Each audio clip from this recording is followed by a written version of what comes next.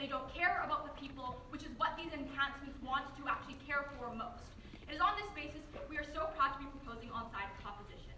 As our first prop speaker, I'm going to be going into two contentions. But before I get into that, let's model out what we're talking about today.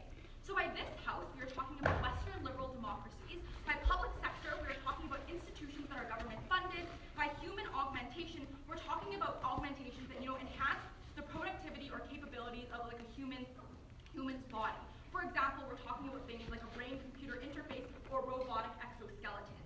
We would tell you that we think on a principled level, this idea is very different than something such as a pill or medication that corporations often develop, for the reason that we kind of already see the boundaries of the human body when we actually create regulations around things like pills and medication.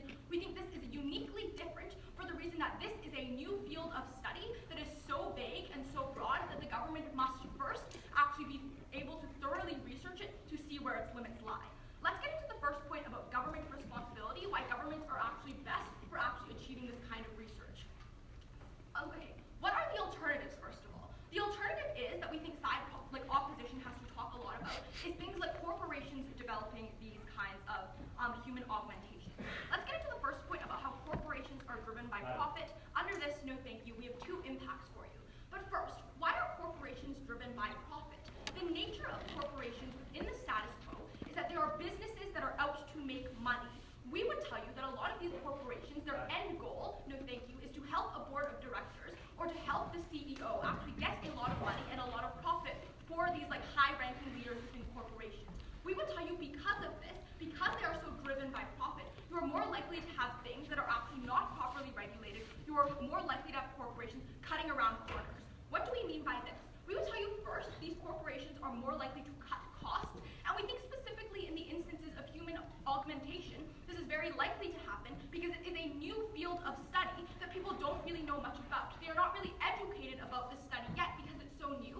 And the result is we think you are more likely to have people, normal citizens, more likely to buy these kinds of human augmentations because it's a cool, new, maybe fad, it's something new, it's something they want to try, but because of this, they might not actually look into how carefully their product has actually been created. We think a lot of corporations have an incentive to cut costs. Why is this? Because they have an incentive to cut research and development time. This happens because when you have such a new innovation, you have a race to monopolize the market. We think that because of this, you are more likely to have corporations wanting to develop the fastest and the best augmentations as quick as possible. But at the end of the day, things like this that can actually have long-term consequences. If you had a robotic exoskeleton attached to you, we think that because of this, the long-term consequences are never really seen. You just have short-term benefits that corporations are trying to measure. But you would disagree. The development of any technology is unpredictable to a certain extent. Would you rather have us never have the private sector develop any technology in the history and today?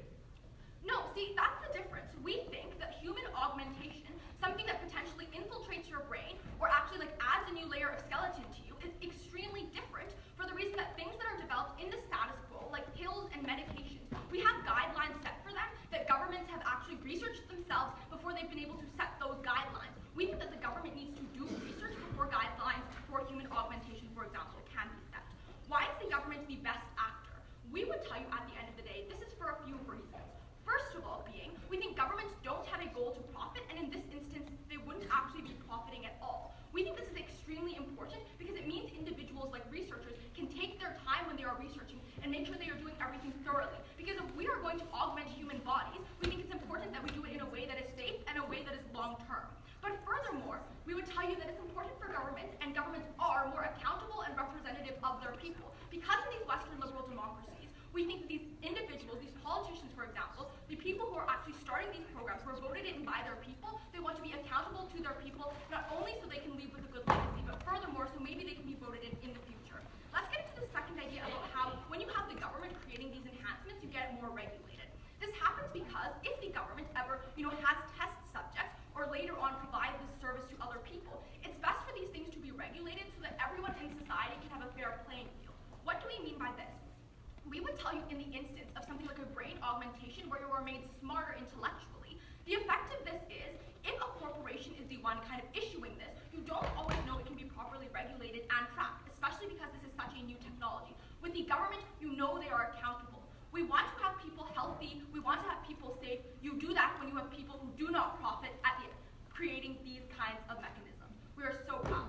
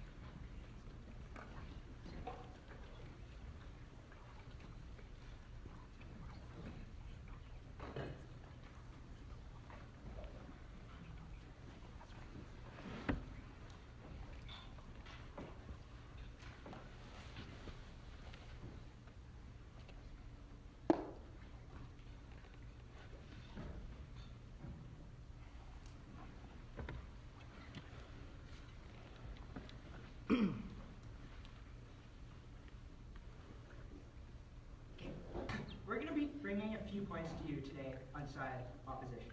Firstly, we're going to tell you that augmentation is largely a good thing. Secondly, we're going to tell you why it's better to have this in the hands of the private sector, why it's more efficient, and why it's just to the people in the private sector itself. And then thirdly, my partner's going to talk to you about why these people would receive very little public funding in the first place. Okay, but before that, let's take a little look at our stance. We stand with private sector creating and investing and looking at human augmentation. Okay, we're not saying all of it is going to be perfect. You can still regulate what the private sector does after the fact. Just like a drug in today's world, they still have to be tested on people. So we think this whole worry of like, they'll go rogue, there will be massive horrible side effects, doesn't really count under either side of the house. Okay, so first, let's actually look into a little bit of rebuttal that we brought up their side of the house. Okay, so what they essentially told you is, look, all corporations are bad, they're going to have dangerous side effects. What we've already told you is, we still need to be tested after the fact, just like a private company that makes a drug itself. Okay, what they've also told us is like, this has Western liberal democracy. In the constructive that we're going to be bringing to you today, we're going to say it's actually beneficial to the interests of Western liberal democracies when you allow human automation, because it gives them an edge on the rest of the world. Okay, what they also told you is, look, we can't properly track these companies. They might be giving very, very dangerous human automations to people. It's almost like a sort of black market. What we would tell you is this can still exist under either side of the house. You can still go under the table and make your own human augmentations illegally under both sides of the house. Okay, let's move into our constructive case. Why is human augmentation a good thing? Okay, first, we think we're facing a world of increased challenges, right? Challenges from climate, challenges from other nations' power. And we think it's in the best interest of Western liberal democracies to further their benefit to their own nation. We think it's the best interest of them to make themselves richer. Okay, what are a few good things about human augmentation? First, we would tell you if you're a soldier or if you're a driver, it can actually make you safer. It can make your head sharper, and we think we have an obligation to make these people safer if we can. Second, we would tell you that the computer interface that can be linked with human augmentation is beneficial as well, because it's going to make you smarter, it's going to make you faster, and ultimately, it'll increase productivity, and that will lend on to the workforce. Okay, so we've proved why we think this is a good thing. Both sides agree human augmentation is going to be helpful in some form in the long run. Let me go on and tell you why it'll be more efficient and we'll have more human augmentation under the private system. First, I would tell you there's more investment, right? The companies, or actually, first I'm going to tell you why it's right for the private sector to actually do this. Because if it's your idea, if it's your model, you should totally be able to reap the benefits of what you found. You shouldn't be forced to either A, give up your idea to the public sector and lose control, or B, have your funding and your dreams restricted because it has to be public. That's not fair to the people who came up with the idea. That's not fair to society at large. And we'd say because these people get less money, they're going to be less likely to get involved in the entire process. They're going to be less likely to research human augmentation, and as a result, we won't have as good outcomes or benefits from this. Okay, Now, let's move on. Why is it better under the private system? First, we'd say there's more investment. There's a lot more money being put behind these companies. They are far more likely to actually come up with proper human augmentation. Secondly, we tell you there's competition in the private sector. This helps as well. Why? So investors want to actually reap the benefits of their own company, right? Go ahead. Corporations have an incentive to make profit, so they're going to sell these augmentations to the highest bidder. Why is it fair for people who are poor and cannot afford this? Look, it's going to be sold to the highest bidder anyways, under either scenario, even if it's publicly funded. Okay, moving on. So we'd say the investors want to reap the benefits of the company, which is going to push the researchers to come up with newer ideas faster. They're going to have more of an incentive. They're going to want to come up with new drugs faster. Okay. Secondly, we tell you competition actually leads to a better product. Okay. If these people have a desire to succeed under their world, and the best way to succeed is to have the best product, they're going to be incentivized to make a better product than the other person. What are the impacts of this? First, you have more efficient, more cheap, and more accessible drugs than their side of the house. Secondly, you have drugs that have a wider range of benefits or are more beneficial to the person who's using it. Okay, we'd also tell you the advances in the private sector, the adjustment methods. Just so debaters know, if you do want to use the microphone, just press the button at the bottom. Otherwise, like, you don't. Sorry, I didn't say that before. I'm sorry. We heard you just fine. However, I need to remind the audience that your cell phone must be turned off or on silent. Don't worry, judges got everything. I'm good.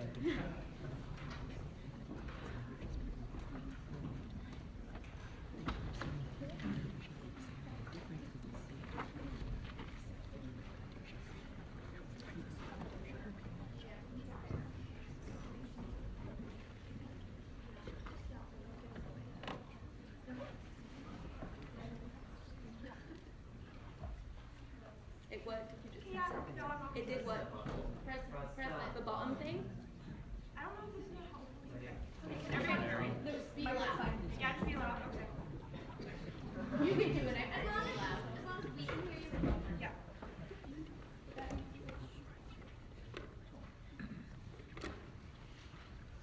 Ladies and gentlemen, we think a fundamental misconception outside opposition is that they generally assume this technology is going to be good. What we have to focus on this topic is that this is still in the research process. We don't know what the consequences of these human augmentations are. We can't generally assume that this is good, so we have to push for it to be the most efficient. We think safety comes first when there's so much unknown, and for that reason, we continue to stand strongly on side propositions. Now, as a second speaker on our side of the house, I'm going to take a look at what came out inside op speech, and then I'm going to give you this third point about how this is actually unfair and going to widen the wealth gap in our nation and in Western liberal democracies. But before I get into that point, let's take a look at what side opposition brought you today. Now, in a first POI, they talked about how this is like an incentive to never develop any technologies in the private sector. My partner Ashley already dealt with this, but we would like to further emphasize that there's a distinction between what we know and what we don't know. For things like pills and cosmetics, we have boundaries. We know that humans can take a certain amount. We know what regulations we should enforce onto these private corporations so we can ensure the safety of every individual. This is different for things such as human augmentation or human cloning, for example, because we don't believe that like private sectors are able to establish own regulations for themselves that are in fact beneficial for the great majority. Now let's get into their arguments. First of all, they talk to us about how like human augmentation is generally good and this is going to increase productivity. We tell you that yes, it might increase productivity, but we don't necessarily know what repercussions we will suffer if we, for example, tamper with someone's DNA. Because we don't know what the consequences are and because we can't just accept this to be universally good, we think it's necessary for the public sector to first of all conduct research so we can set these guidelines, so we can set these regulations. That's very important. But secondly, we think that even if this is considered as good, we don't think a profit-driven company actually has an incentive to protect the subjects during these trials. I'll talk a little bit more about this, in fact, how this is unfair even in the future. But we think that like even in the short run, these companies are going to want to cut corners. They're going to cut costs during research, and what is that going to affect? That's going to affect the subjects, no thank you, who are going to be like more manipulated, who are going to be more coerced into these trials without knowing, for example, like what is going to happen to them. Secondly, they talk to us about this point, how this is going to the private sector. They talked about competition. We do agree that competition is going to exist, but we don't necessarily think competition is universally regarded as good, especially when we don't necessarily know whether this technology is going to be that useful in the first place. We think that we have to, as a government and as side government, stand on the side of the individual. We have to stand on the side that allows us to develop regulations before we say, okay, these markets, you can go explore this technology. We don't think that's necessarily good for us to have them enforce their own regulations. Yeah. So principally, you're afraid of the newness of this technology. So 10 years down the line, do you support private sector research? Well, we think that once we have these regulations, we would support these. Once we have the regulations in place and we're actually able to know the boundaries of what is okay and how much okay it is to tamper with someone's DNA, we think that no, thank you. These technologies might be developed further by these companies, but we don't think this research process, as of the status quo, should be given into the hands of the private sector. But now let's look at this point about how this is unfair for different groups in society, right? We think that once we have this market where it is fundamentally developed and researched by the private sector, we have this incentive to monopolize this market. As a person who is in charge of this really great corporation who is developing this new product, I have an incentive to push this product onto the market as soon as possible. I have incentive to, in fact, sell this product to as many people as possible. And by that, we think in order to generate the maximum profit, these people are going to sell this product to rich people only. We think that they're going to put the cost of this at a very high level, and because they developed the research, they feel that they have a monopoly, they feel that they have a patent on this technology, and they're going to issue it to only the rich. Why is that problematic? We think that when rich people are the only ones who can afford this form of technology, you have a discrepancy between the poor and the rich, because already the poor are disadvantaged in the status quo. But when we add that further human augmentation for those who are rich, we're further widening this gap and saying that only if you are rich do you have the ability to be the best in society genetically. Secondly, we tell you why is this better if the government issues this, right? Because we think that once the government has these regulations, these companies they will have a better regulation system. We support in the future when governments control this and issue this really strictly, and probably like our healthcare system, we will issue it to people based on need rather than considering selling this to only people who are rich and who can afford it. We think it's more important to benefit society as a whole rather than the rich, rather than a group of people. We stand for the public, we stand for the people, and we're very proud to propose.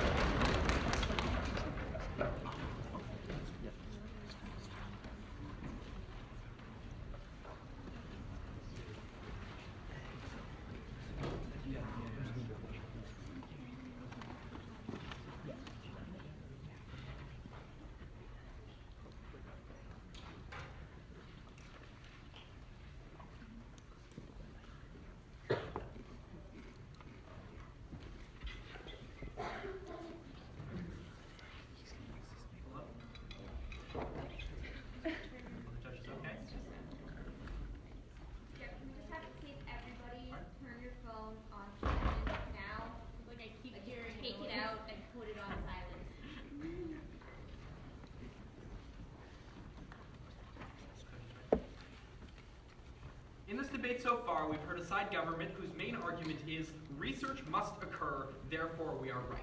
We have not heard a justification for why this research must be done by the government, but rather that research must occur before we can start producing.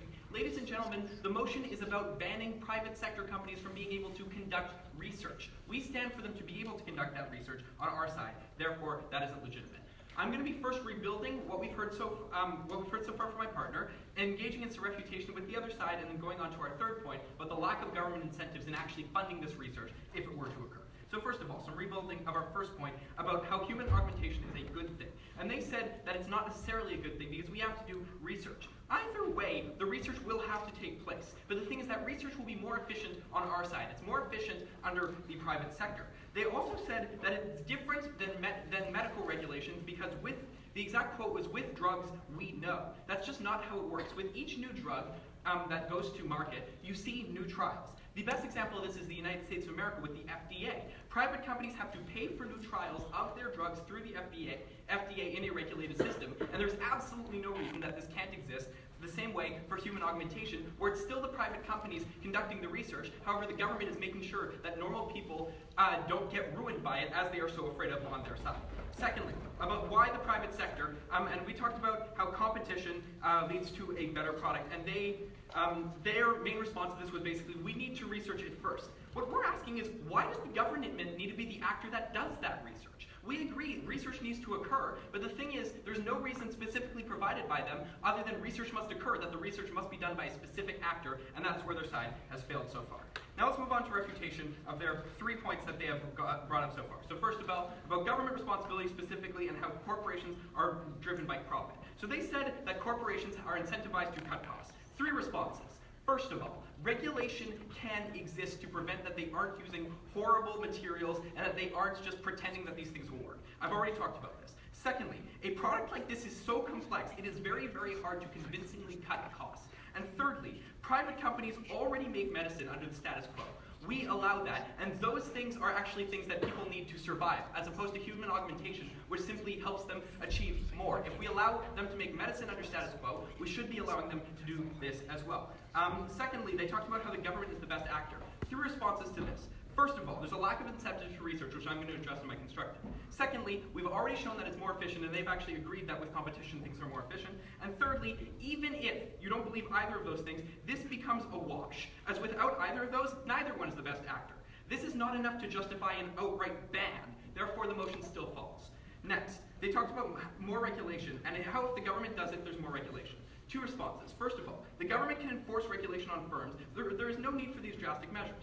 And second of all, when they talk about the highest bidder, if these augmentations have demand among the population, there's an incentive to produce for all. However, even if you don't believe that, it's going to be equally expensive on both sides, and probably more expensive on their side, because the government is researching and it tends to be slower. Let's talk about the lack of government incentives in terms of actually researching this. So under the government model, research would stall due to a lack of incentives. Why is this? Because governments provide money to the public sector in order to do things that the government wants them to do. The priorities of who receives funding are decided by the government according to its goals. The government is accountable to the people and to the voters in Western liberal democracies, and it makes funding choices that line up with the opinions of its people.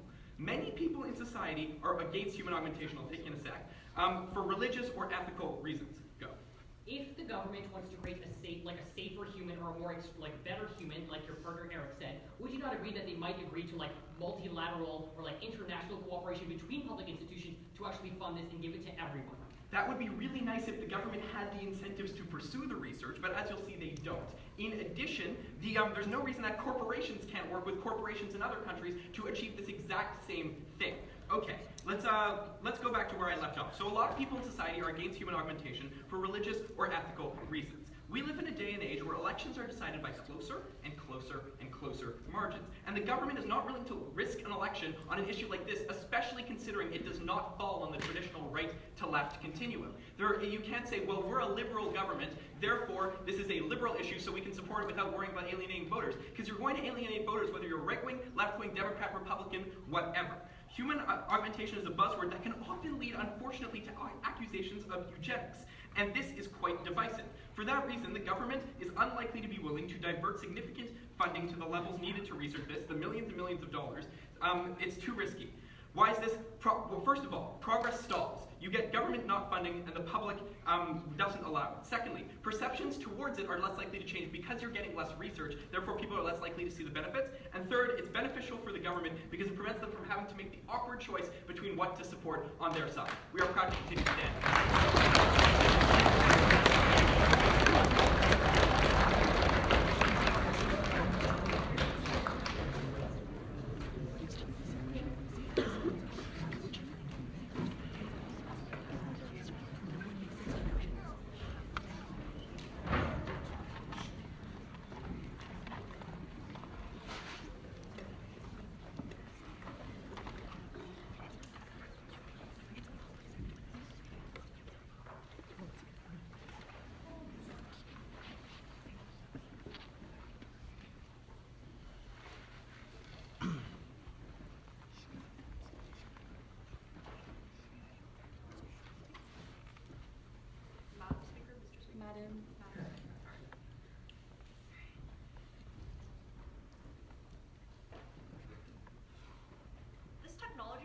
just to make you run a little faster or to think a little faster.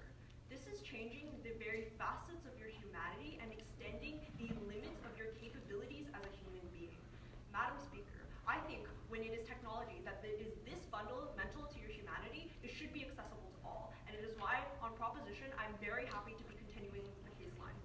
Okay, as your extension speaker, I'm going to be doing a couple of things. The first thing I'm going to be doing is presenting you an extension explaining why it is morally reprehensible to put this power into the hands of public companies. I'm going to dive into a lot of principled analysis about why it is inherently wrong to give private companies access to this technology. Then I'm going to go in some thorough refutation of everything we've heard so far.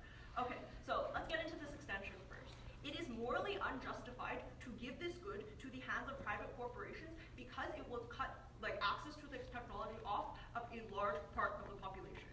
First thing we have to analyze is when does something become a public good and why? I think that the reason as to why the government decides to take control of certain sectors is that they deem that this good provides a undeniable universal advantage to all people who receive this technology. That's why we provide things like education, why we provide things like healthcare to all of society. We make sure everyone can get it because we cannot deny that there is a fundamental advantage given to the individuals that receive it. I think that something like changing the facets of your humanity, the way in which you live, the way in which you think, the capacities to how you can expand and evolve as a person is extremely fundamental to that, and the people that receive this kind of technology have an inherent advantage over the rest of the population. We're going to assume that as this technology becomes more and more advanced, as we've all accepted is probably going to be developed by no matter what actor, as it becomes more and more advanced, more and more people will have it, and we will eventually create a society in which it is impossible to be competitive without this kind of advantage. Just like how education got more and more normalized in society, in that now we cannot, survive in society without an education. If you put this into the hands of private corporations, Madam Speaker, you are giving these people an ability to choose the global elite by auctioning it off to the highest bidder. You are giving this fundamental tenet of humanity to these private corporations to sell off to the highest bidder. I think that is morally reprehensible. That isn't something we should stand for in a government that promotes things like equality among individuals and promotes things like giving opportunities to every member of society and trying to make sure that no member of society becomes disenfranchised. I think it is there's an incredible moral problem with giving this kind of technology to private corporations insofar as you buy that with this it is literally impossible to be competitive with those superhumans that can think much smarter than I do, have probably way more spec, and are much better at debate. It's literally impossible for me as a normal mundane peasant to go and compete with these people. Insofar as that is true, I think it is not fair to disenfranchise me as a poor student in an entire final round of private school students from this kind of technology. I am very for this resolution, as you might agree. Okay, let's get into some refutation now. Okay, that was my extension. Let's get into some refutation now. First thing they tell you from side opposition, they tell you that in Western liberal democracies, it is in our best interest to have human augmentation, and then they tell you in private corporations, if it's your idea, you shouldn't be forced to give it up. Okay, the first thing that we tell you is that we limit the rights of private corporations all the time when we deem that there is a large enough harm to society. We make them pay taxes. We make them follow regulations. We make them do a whole lot of things when we deem that there are probably lots of significant side effects. Like Mary and Ashley told you, there are a huge amount of harms that come when you give this into the hands of private corporations. They're likely to be less safe. They're likely to cut corners. They're likely to do absolutely awful things like sell this off to the higher bidder that I've just told you is morally reprehensible. I think it is completely fine to limit corporations in this aspect. Second thing they tell you that there will be more investment, there will be faster innovation because there will be competition. The first thing we'd like to say is we don't think this kind of competition is necessarily a good thing. I think when the competition forces these companies to cut corners in their research, to make faulty decisions, to potentially distribute things that may or may not be safe, we have no idea because we've literally never seen this in our entire lives before, that is when competition does not become a good thing. But even if you don't buy that, I think that there can be a competition within countries because they all want their own citizens to get this first, right? I think, China probably wants this before the US does. That creates enough competition and enough of an incentive, like we saw in the space race when there were a lot of innovation, when there was a lot of funding and technology into this new technology. I think similarly, there can be a lot of competition, a lot of innovation in this. Finally, he tells you basically kind of a reiteration. He tells you there's little public funds and there's little political capital for these kinds of projects. It'll be slower, blah, blah, blah. I think that there is a lot of competition, again, between countries that can happen when this kind of technology gets in. But insofar as this point about political capital and how there is no political will, I think there are lots of things that the government does when they deem it universally good, like impose vaccines, even though deem it universally good. I'm very happy to stand for a side that wants the best for all of the people in society, not just the rich. We want a moral government, we want a moral private sector. I'm very happy to be proposing.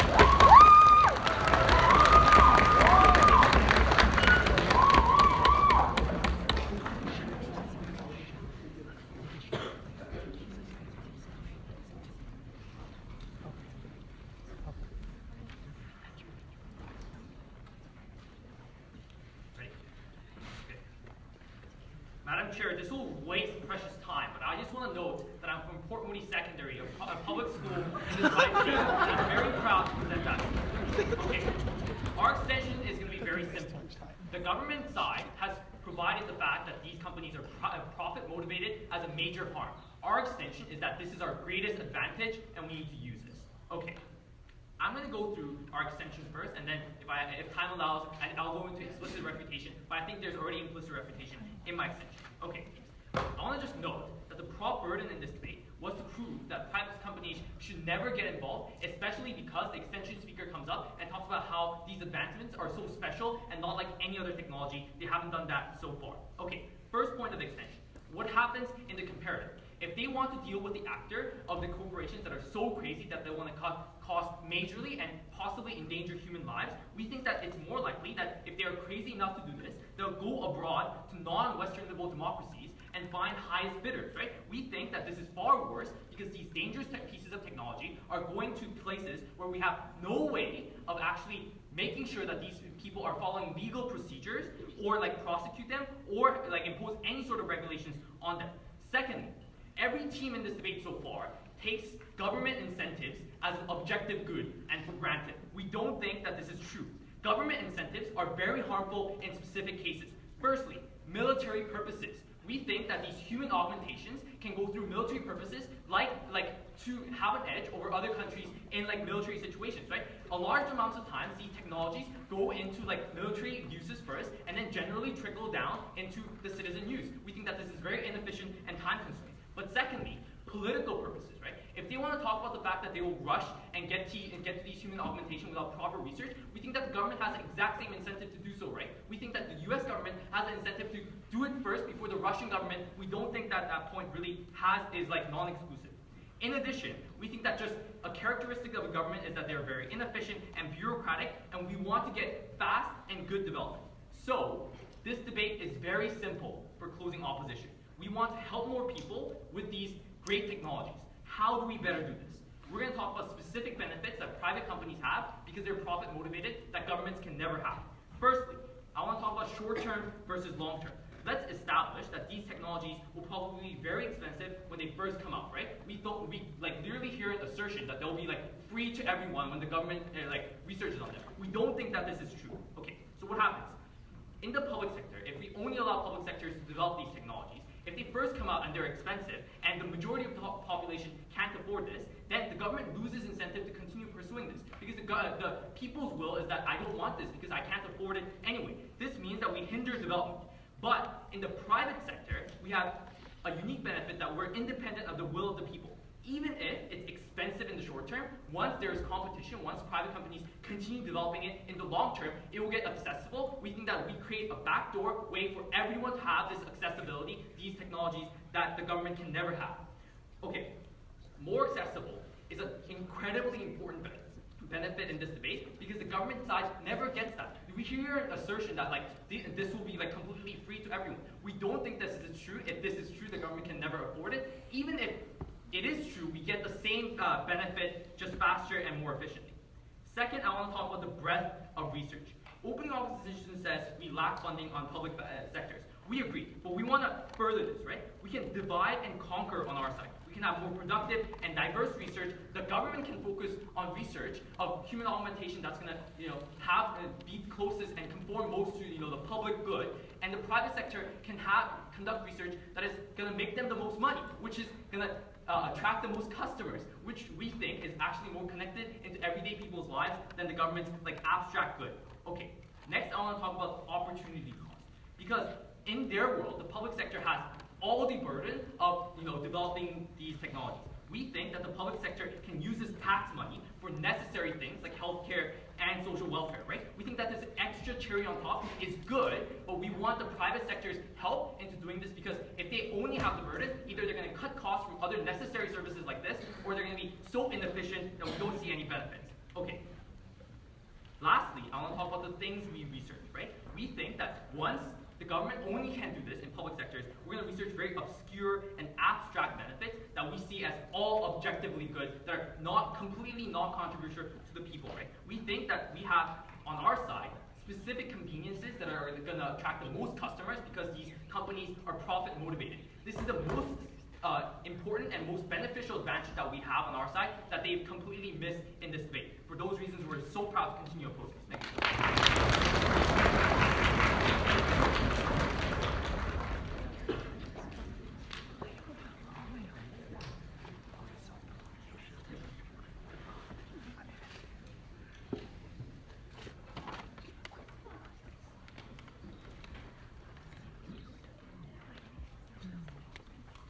Can everyone hear me like this?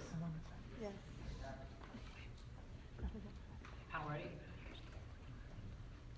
Madam Speaker, we think that while they may give you a lot of practical benefits that I'm going to take down later, we think that when they are allowing the private corporations to choose the global elite of the next generation, we think that is morally reprehensible. What we never got out of back half was a direct response and direct clash from Anna, which means that largely they've accepted our case and they've accepted the fact that it is so harmful to allow corporations to do this that we should not do this at all. Because what they want on their side of the house is corporations that are, yes, profit motivated to actually get to choose the highest bidders, who get to choose the global elite, right? If we did this with education and private corporations were the only ones who were allowed to give education, they would give it to their friends and families, and then you would have a global elite of the educated, and you would have everyone else who had no education who would not be able to compete. Ladies and gentlemen, because we recognize that the government needs to take a stand and actually get into this sector and make sure that everyone has these equal opportunities, we are so proud to propose on closing government. A couple of themes I'm going to go through for you today. Firstly, I'll be talking about accountability. Secondly, I'll be talking about distribution. And thirdly, I'll be talking about morals. Firstly, accountability. What we get out of government is basically how we actually get accountability when we have the government doing this.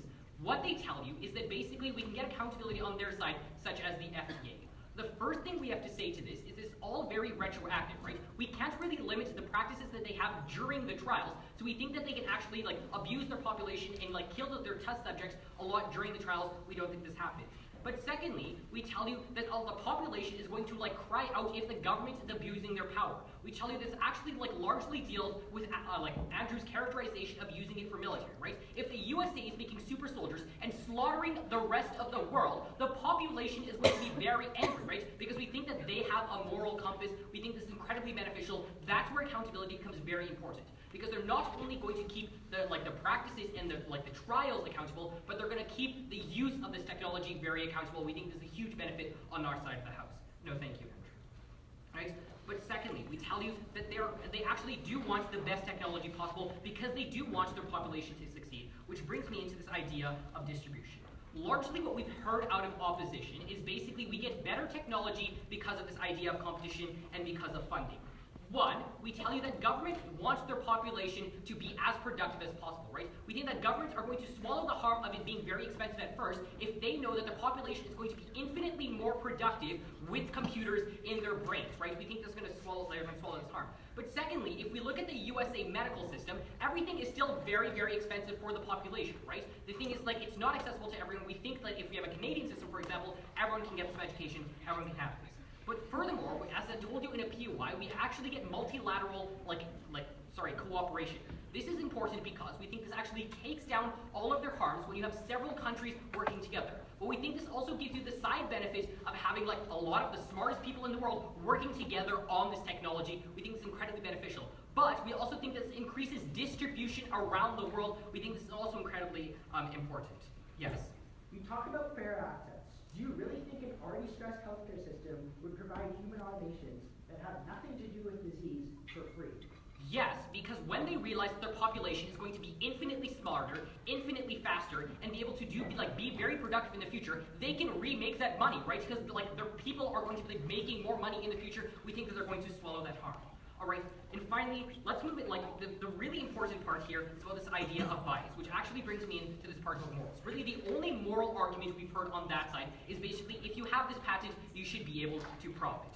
Anna's extension largely dealt with this. She told you how we create this global elite, right? How we tell you that the corporations actually choose who gets this technology, right? We tell you it's going to be incredibly unfair when corporations can choose, like, I'm going to put the supercomputer in my CEO's brain and then make a super company that should control the world, or choose like the global elites to get this, because what this does is it actually creates a new group of humans. What we have to recognize at the end of this debate, ladies and gentlemen, is that this technology alters humanity. It's going to be developed either way. What happens is we need to make sure that this is accessible for all, because if you have this new group of superhumans compared to the rest of us, we think that we actually get a very big group, and we think this is actually morally harmful, because now you get the private corporation who gets to control the world because they get to choose who's the smartest. They get to choose who's the fastest. They get to choose who has the best military capabilities. We don't think we want to stand for that on this debate today. So at the end of the day, ladies and gentlemen, because we realize that it is morally harmful, because the rich get all of these advantages, and because we think we do get the same research, we do get the governments that actually distribute to the population, we think we get a better population, we are so proud to propose. Thank you.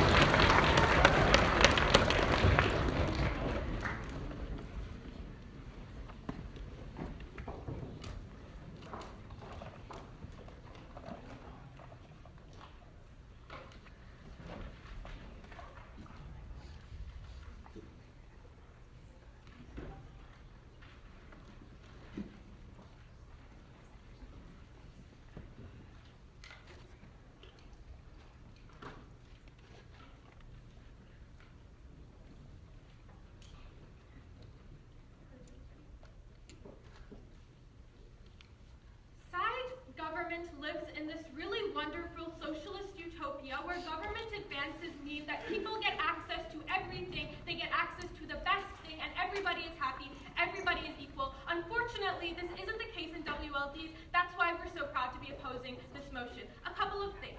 Firstly, I'm going to frame the debate in this context that it has actually occurred. Secondly, I'm going to break it down into two questions. Who is actually better for people, and who gets better technological advancement? But first, it's important to recognize a few key mischaracterizations that have been made by side government in this debate.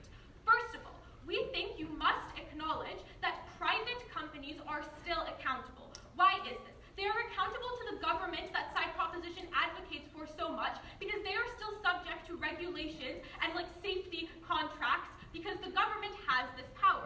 But uniquely, they are also accountable to the consumer. This means that they have to produce the best forms of human augmentation and make them accessible, or else they get weeded out by better competitors. We think this is something that is unique to the private sector. But secondly, we need to acknowledge the nature of public research as opposed to private research. We would tell you that public sector research often doesn't occur for fair distribution of goods. It is limited, it is based off of the grants that a university gets, and it has a very small scope. It's not going to be made accessible to everyone. That's simply not the incentive that governments actually have. We would tell you governments have the most limited mechanisms for distribution. Unlike them, we would tell you that private companies don't want to cut corners. They assert this. But we would tell you that private companies want to make the best product because they don't want to get called out by some consumer advisory board and not be allowed to distribute that product anymore. They're going to create the best product and they're going to make it the most accessible because that's how they actually manage to have some sort of hold on the market and actually gain access to the consumer. Okay, so now that we've cleared up those things, two key questions. First of all, who gets better technological advancement? We do. Because government tells you that public research is better. They don't actually tell you why this is the case. If anything, Andrew tells you why public research is far worse. Not only because governments can often have malicious intentions that are based off of militaristic goals, but also simply because governments don't want to spend this kind of money on this kind of research. They simply cannot do it, and they have no incentive to do it to the highest degree. We would tell you that on our side of the house, we get the most diverse and applicable research because the government can work towards these objective goals that are perceived as good by society. At the same time, the private sector can focus on developing and researching products that are going to appeal to consumers and be accessible to tell you that it's this combination that actually gets you the best research. But moreover, the only idea we really hear coming out of side government is, no, we get multilateral research, we get governments to work together. Well, unfortunately, it doesn't really work like that. We would tell you that just as well, private companies can bring together the best minds from all around the world. This benefit actually exists far better on our side of the house. At the end of the day, not only do we get better research, but we confine this research to the Western liberal democracies in which it can occur. This means the people of this country can benefit the most, and so can its economy. Second question, who is better for people? So opening opposition brings to you a bit of an abstract idea about why you get better products, because companies are investor motivated, they want to make the most profit. But Andrew extended this by bringing you a number of vital pieces of analysis. Firstly, he told you that people cannot afford the kind of technology that is made by the government because it's going to be very limited, and that's in the case where it even becomes distributed in the first place. We would tell you this creates less development, less access for the consumer anyways. But secondly, we've told you why private technology is actually more accessible to people because these companies have the greatest incentive to appeal to the consumer. At the end of the day, we've told you that the government itself is going to cut these kinds of costs, and what is going to happen is they're essentially going to cut costs from actual responsibilities it has to the taxpayer in order to possibly pursue this mechanism of research. We don't think that's their responsibility. We would tell you that actually it's far better to divide this between the private and the public sector. This is best for the consumer. At the end of the day, the idea they bring to you about morals is entirely contingent on the idea that you actually get more equality in their world. We would tell you that this isn't the case. Because on government, the biggest harm that you get is that they start to cut corners and provide bad products to their people. We would tell you the only benefit you get that doesn't even exist is that it's free for everyone. We tell you that in our world, you have better research, more diverse research, and better accessibility for the consumer. That's what human augmentation is actually about. We are so proud to oppose.